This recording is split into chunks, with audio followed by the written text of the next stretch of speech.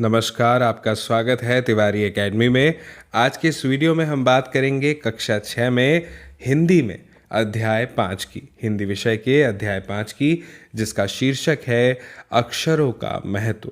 यकीन मानिए यह अध्याय बहुत ही महत्वपूर्ण है क्योंकि इसमें हमें अक्षरों के महत्व के बारे में जानने को मिलेगा, है ना। हम जानते हैं कि जो कुछ भी हम पढ़ते हैं वो सब अक्षरों से मिलकर के ही तो बना हुआ है ना। तो चलिए फिर शुरू करते हैं और देखते हैं अक्षरों की कहानी को। तो देखिए सबसे पहले क्या लिखा है, यहाँ पे लिखा है अक्षरों की कहानी। यह पुस्तक अक्षरों से बनी है, सारी पुस्तकें अक्षरों से बनी है ना।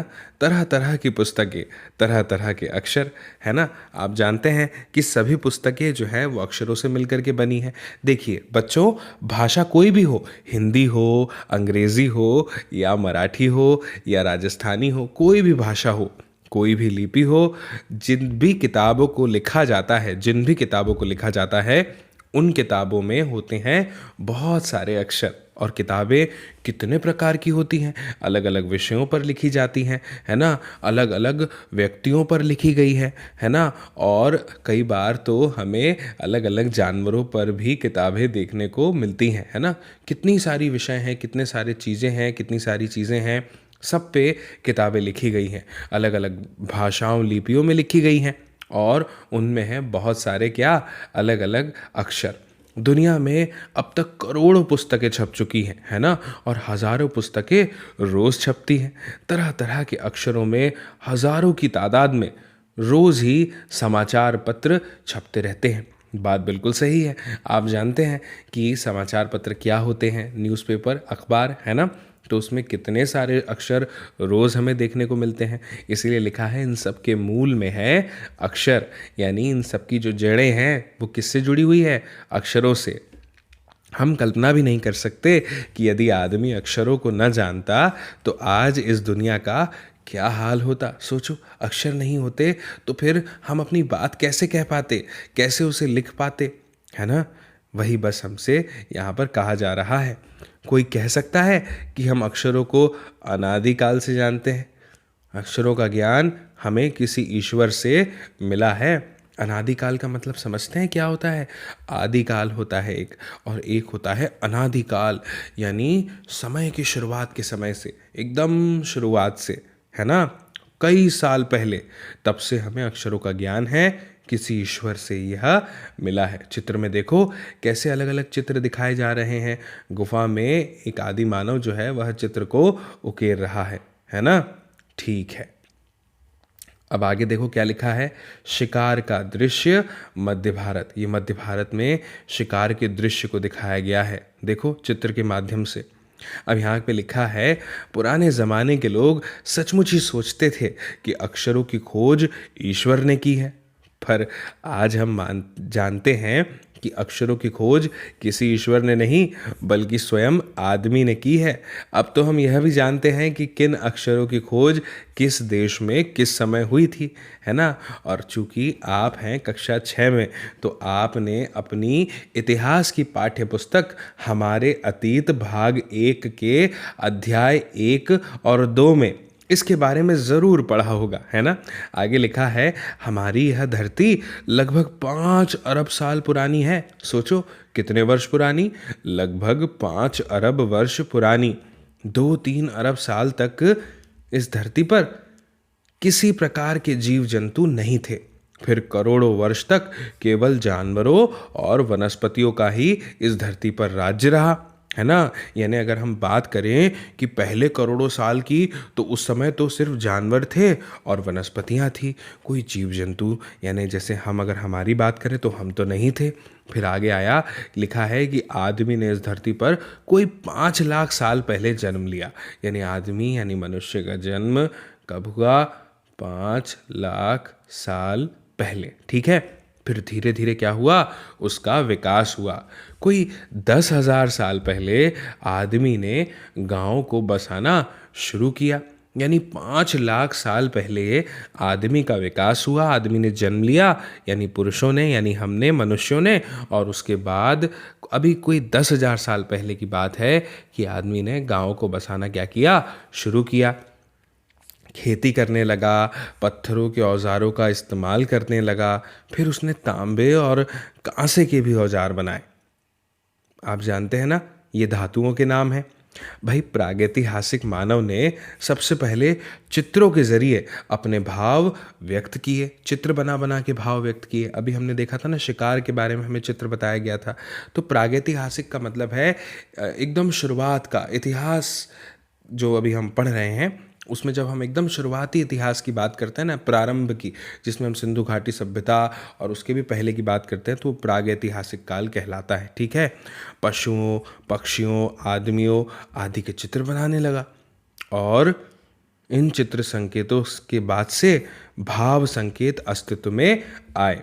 जैसे एक छोटे वृत्त के चारों ओर किरणों की प्रतीक रेखाएं, द्योतक का मतलब होता है प्रतीक, रेखाएं खींचने पर वह सूर्य का चित्र बन जाता था।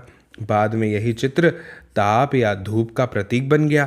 इस तरह अनेक भाव संकेत जो है वह अस्तित्व में आए। तब जाकर बच्चों काफी बाद में क्या हुआ, आदमी ने फिर अक्षरों की खोज की। अक्षरों की खोज के सिलसिले को शुरू हुए मुश्किल से 6000 साल हुए हैं बच्चों, केवल 6000 साल, जबकि मनुष्य 5 लाख साल पहले जन्म ले चुका था। सोचो। अब देखो ये चित्र के बारे में क्या दिया है। मध्य अमेरिका के ओंजीबवा आदिवासियों के ये चित्र हैं, दाईं ओर से बाईं ओर को क्रम से, यानी इस दिशा में। तूफान का देवता जो सारे आकाश को घेरता है, नगाड़ा, पंखों से सुशोभित नगाड़ा, द्रोण काक, कौवा और दवाखाने में आदमी, ये सब चीज़ें जो है यहाँ पे आप देख पा रहे हैं। बच्चों, अक्षरों की खोज के साथ एक नए युग की शुरुआत हुई। आदमी अपने विचार और अपने हिसाब किताब को लिखकर रखने लगा, है ना, जरूर रखने लगा होगा। और तभी से क्या हुआ, मानव को सभ्य कहा जाने लगा। और आगे भी है, सुनो। आदमी ने जब से लिखना शुरू किया ना, तब से इतिहास आरंभ हो गया, क्योंकि तब से हमें इतिहास की जानकारी मिलने लगी। लिखने लगेंगे तो जानकारी भी मिलेगी, है ना। बच्चों, आगे बताया है, किसी भी कौम या देश का इतिहास तब से शुरू होता है जब से आदमी के लिखे हुए लेख मिलने लग जाते हैं। इस प्रकार इतिहास को शुरू हुए बच्चों मुश्किल से 6000 साल हुए हैं। उसके पहले के काल को प्रागैतिहासिक काल यानी इतिहास के पहले का काल कहते हैं। अभी मैंने बताया था ना आपको। अतः बच्चों, हम यह देखते हैं कि यदि आदमी अक्षरों की खोज नहीं करता तो आज हम इतिहास को नहीं जान पाते। हम ये नहीं जान पाते कि पिछले कुछ हजार सालों में आदमी किस प्रकार रहता था, क्या क्या सोचता था, कौन कौन राजा हुए इत्यादि। बच्चों, अक्षरों की खोज ना मनुष्य की सबसे बड़ी खोज है। अक्षरों की खोज करने के बाद ही मनुष्य अपने विचारों को लिखकर रखने लगा। इस प्रकार एक पीढ़ी के ज्ञान का इस्तेमाल दूसरी पीढ़ी करने लगी। सोचो, कोई बात आपने सीखी किससे, अपने पिताजी से। उन्होंने किससे सीखी, अपने दादाजी से। कैसे, यह सब कुछ अक्षरों के ज्ञान से संभव हुआ, है ना। बोलकर भी चीज़ें सिखाई जाती हैं, लेकिन पढ़कर भी चीज़ें हमें समझ में आती है। आज से 500 वर्ष पहले किसी ने कोई किताब लिखी, वह हमें मिल गई, हमने पढ़ लिया, हमें समझ में आया कि उस समय क्या क्या होता था, है ना। यही बात हमसे कही जा रही है। अक्षरों की खोज करने के बाद पिछले 6000 वर्षों में मानव जाति का तेजी से क्या हुआ है, विकास हुआ है। और बच्चों, यह महत्व है अक्षरों का और उनसे बनी हुई लिपियों का। अतः बच्चों, हम सबको अक्षरों की कहानी मालूम होनी चाहिए। आज जिन अक्षरों को हम पढ़ते या लिखते हैं वे कब बनाए गए, कहाँ बने और किसने बनाए, ये जानना ज़रूरी है भी, है ना। यह पाठ जिसमें हमें अक्षरों के महत्व को समझाया गया है, इसे लिखा है गुणाकर मूले ने। ठीक है, चलिए अब आगे बढ़ते हैं और बात करते हैं क्या सबसे रोचक हिस्से की इस पाठ के, वो है प्रश्न अभ्यास। सबसे पहला प्रश्न है, पाठ में ऐसा क्यों कहा गया है कि अक्षरों के साथ एक नए युग की शुरुआत हुई है। तो देखिए, अक्षरों के साथ नए युग की शुरुआत इसलिए हुई है क्योंकि हमने पाठ में पढ़ा कि जब तक अक्षरों की शुरुआत नहीं हुई थी तब तक का इतिहास शुरू ही नहीं हुआ था। इतिहास तो प्रारंभ ही तब से हुआ, शुरू ही तब हुआ जब एक पीढ़ी के विचार उसकी आने वाली पीढ़ियों तक के पहुंचने लगे, दूसरी पीढ़ियों तक पहुंचने लगे। और ये सब कुछ हुआ कैसे? अक्षरों की खोज के साथ में, है ना। और जब से आदमी यानी मनुष्य हिसाब किताब करने लगा, उसे लिखने लगा, तब से हम उसे सभ्य कहते हैं, है ना। वह सभ्य कहा जाने लगा। तो इस प्रकार एक नए युग की क्या हुई? शुरुआत हुई, प्रारंभ हुआ। ठीक है। इसके बाद लिखा है दूसरे प्रश्न में कि अक्षरों की खोज का सिलसिला कब और कैसे शुरू हुआ? पाठ पढ़कर उत्तर लिखो। तो अक्षरों की खोज का सिलसिला कब हुआ? लगभग 6000 साल पहले शुरू हुआ था, है ना। हमने पढ़ा था, है ना। इससे पहले क्या होता था? हमने अभी चित्र में देखा था कि व्यक्ति जो है वो चित्र बना बना करके अपने भाव संकेतों की प्रस्तुति करता था, उन्हें प्रदर्शित करता था। जैसे सूर्य के बारे में हमने पढ़ा था, है ना, अभी इसी अध्याय में, कि एक गोला बना दिया और उसके आसपास में कुछ तरंगे बना दी, रेखाएं खींच दी, तो वह सूर्य को प्रदर्शित करने लगा चित्र। तो आप समझ ही रहे होंगे, है ना। इसके बाद हुई फिर क्या? अक्षरों की खोज। फिर आगे लिखा है, अक्षरों के ज्ञान से पहले मनुष्य अपनी बात को दूर दराज के इलाकों तक पहुंचाने के लिए किन किन माध्यमों का सहारा लेता था? तो देखो बच्चों, मैं आपको बताता हूँ क्या लिखा है प्रश्न में, कि जब मनुष्य को अक्षरों का ज्ञान नहीं था ना, तो उसके पहले मनुष्य अपनी बात को दूर दूर तक के इलाकों तक कैसे पहुंचाता था, किन माध्यमों से पहुंचाता था?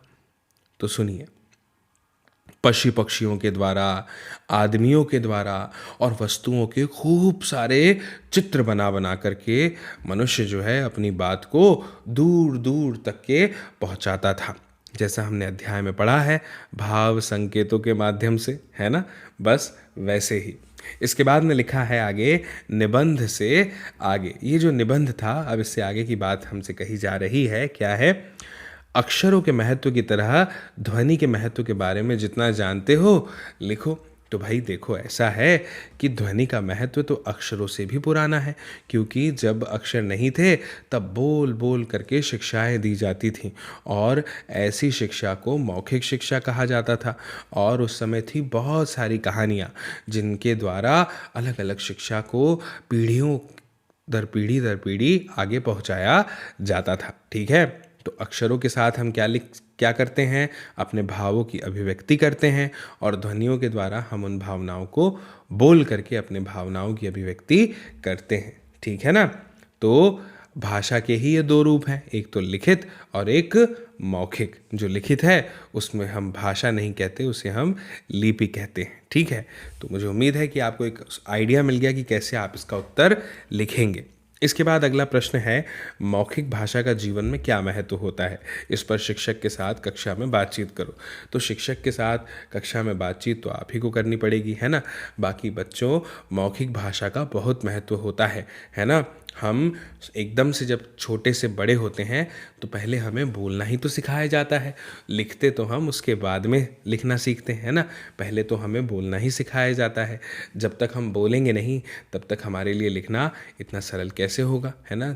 हमारा जो पहले मैंने जैसे कि आपको बताया कि जब लिखा नहीं जाता था तब तो बोल बोल करके ही जो है मौखिक रूप से ही शिक्षा का आदान प्रदान किया जाता था, है ना। तो मौखिक शिक्षा का भी अपना बहुत महत्व है। अभी आप देखिए कि मैं आपसे बहुत सारी बातें कह रहा हूँ, लेकिन अगर यही सब मैं आपको लिख के देने लगूँ तो इसमें कितना समय लग जाएगा, है ना। ठीक है। आगे लिखा है, हर वैज्ञानिक खोज के साथ किसी न किसी वैज्ञानिक का नाम जुड़ा होता है, लेकिन अक्षरों के साथ ऐसा नहीं है। क्यों? पता करो और शिक्षक को बताओ। देखिए, हर वस्तु के आविष्कार के साथ ना किसी न किसी वैज्ञानिक का नाम जुड़ा होता है, बात बिल्कुल ठीक है। लेकिन अक्षरों के साथ किसी विशेष व्यक्ति का नाम इसलिए नहीं जुड़ा है क्योंकि यह समस्त मानव समुदाय के मिले जुले प्रयासों का फल है बच्चों, है ना। एकाएक ऐसा नहीं हो सकता कि किसी एक व्यक्ति ने अक्षरों की खोज कर दी और कहा कि आज से मेरा नाम आ गया कि अब अक्षरों की खोज जब भी बात होगी तो मैंने करी, है ना। ये मिला जुला प्रयास है, सभी ने प्रयास किया, तब कहीं जाकर के आज हम जो है इतनी आसानी से अक्षरों को लिख पाते हैं, बोल पाते हैं और बढ़ पाते हैं। यही कारण है। आगे लिखा है, एक भाषा को कई लिपियों में लिखा जा सकता है, उसी तरह कई भाषाओं को एक ही लिपि में लिखा जा सकता है। नीचे एक ही बात को अलग अलग भाषाओं में लिखा गया है। इन्हें ध्यान से देखो और इनमें दिए हुए वर्णों की मदद से कोई नया शब्द बनाने की कोशिश करो। तो भाई ये काम आप स्वयं से कीजिएगा, ठीक है ना। क्या शानदार दिन है, ऐसा लिखा है अलग अलग भाषाओं में।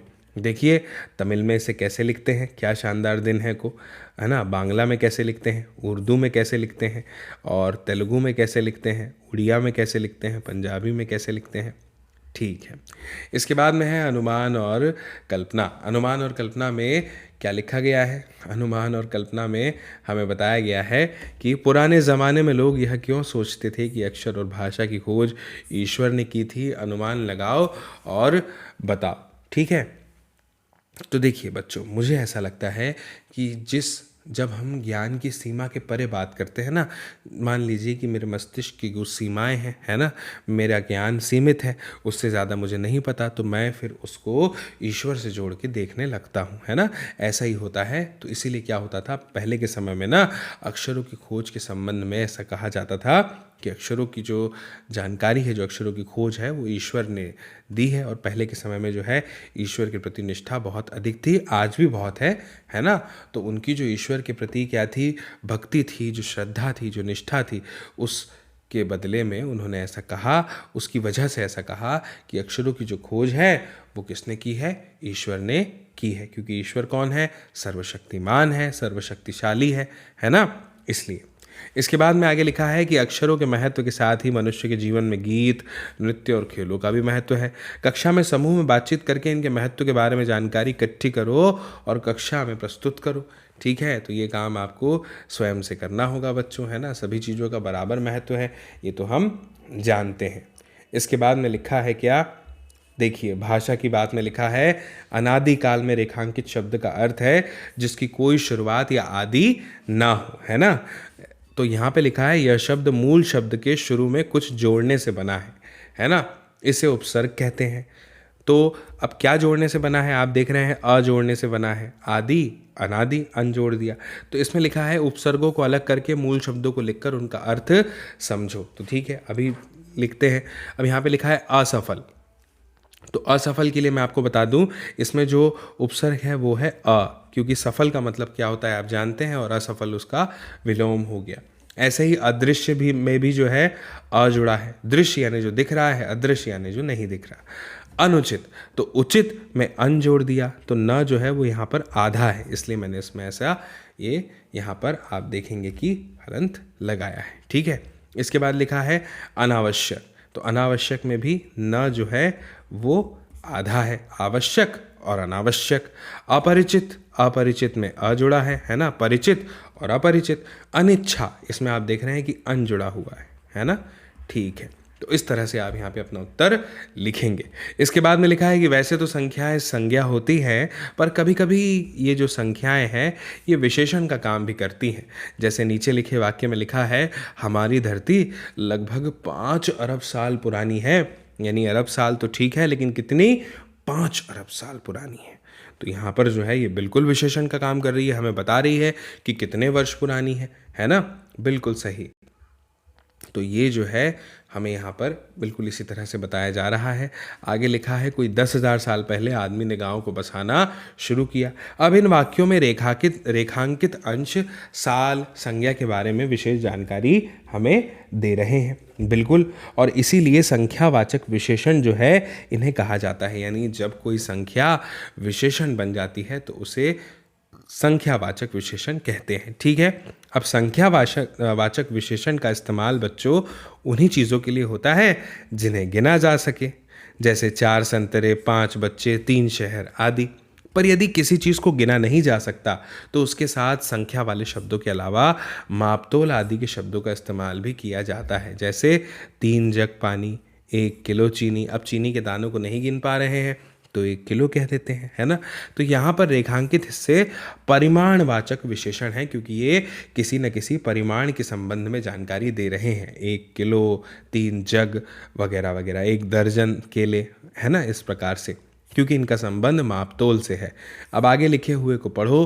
खालिस्तान में बॉक्स दिए गए हैं, मापतोल के उचित शब्द इनमें छांट करके लिखो, ठीक है। तो चलिए अभी लिखते हैं। बड़ा ही सरल है, बड़ी आसानी से जो है यहाँ पर हम लिख देंगे। लिखा है 3 खालिस्तान खीर, है ना। तो खीर में क्या आएगा, 3 प्याला खीर, 3 कटोरी खीर, 3 एकड़ खीर। तो भाई यहाँ पे तो हमें साफ साफ समझ में आ रहा है कि कटोरी आना चाहिए, 3 कटोरी खीर। फिर लिखा है 2 खालिस्तान ज़मीन, क्या 2 प्याला ज़मीन ऐसा आएगा क्या, नहीं, क्या आएगा 2 एकड़, 2 एकड़ ज़मीन। फिर लिखा है 6 खालिस्तान कपड़ा, तो 6 किलो कपड़ा कि 6 चम्मच कपड़ा, बिल्कुल सही, 6 मीटर कपड़ा, ठीक है। फिर आगे लिखा है 1 खालिस्तान रेत, तो 1 किलो रेत कि 1 लीटर रेत कि 1 मीटर रेत कि 1 चम्मच रेत, कितनी रेत आएगी, 1 ट्रक रेत, है ना। फिर क्या लिखा है 2 खालिस्तान कॉफ़ी, तो 2 कप कॉफ़ी। फिर लिखा है 5 खालिस्तान बाजरा, तो यहाँ पे आएगा क्या, किलो, 5 किलो बाजरा, ठीक है। फिर है 1 खालिस्तान दूध, तो यहाँ पर आएगा क्या, क्या आएगा यहाँ पर, लीटर, है ना, चम्मच मत लिख दीजिएगा। यहाँ पे आएगा 3 चम्मच तेल, ठीक है। बिल्कुल, देखो कितनी सरलता से हमने जो है ये खालिस्तान भर दिए। अब आगे लिखा है कुछ करने को, इसमें क्या लिखा है, अपनी लिपि के कुछ अक्षरों के बारे में जानकारी इकट्ठी करो जो अब प्रयोग में नहीं रहे, प्रचलित नए अक्षर जो अब प्रयोग में आ गए हैं। तो ये भाई काम तो आपको स्वयं से ही करना होगा, है ना। अब देखिए जो निशान आप यहाँ पर देख रहे हैं ना, जो आपको दिखाई दे रहे हैं, ये बहुत महत्वपूर्ण निशान है। इससे हमें पता चलता है, ट्रैफिक में काम आते हैं, है ना। ये संकेत हैं जो व्यक्त करते हैं बहुत सारी चीज़ें कि भाई इनका क्या क्या मतलब होता है ना। तो ये पूरा का पूरा जो है प्रयोजन कार्य है, ये आप सारा का सारा स्वयं से करेंगे बच्चों, ठीक है। मुझे उम्मीद है कि आपको यह अध्याय पूरी तरह से समझ में आया होगा, पसंद भी आया होगा और बहुत महत्वपूर्ण भी है, क्योंकि अक्षरों के महत्व के बारे में इसमें हमें जानकारी जो है वो प्राप्त होती है। मेरी आपसे जल्दी मुलाकात होगी बच्चों, फिर से अगले अध्याय में, अगले वीडियो के साथ। तब तक के लिए आप सभी को मेरा नमस्कार।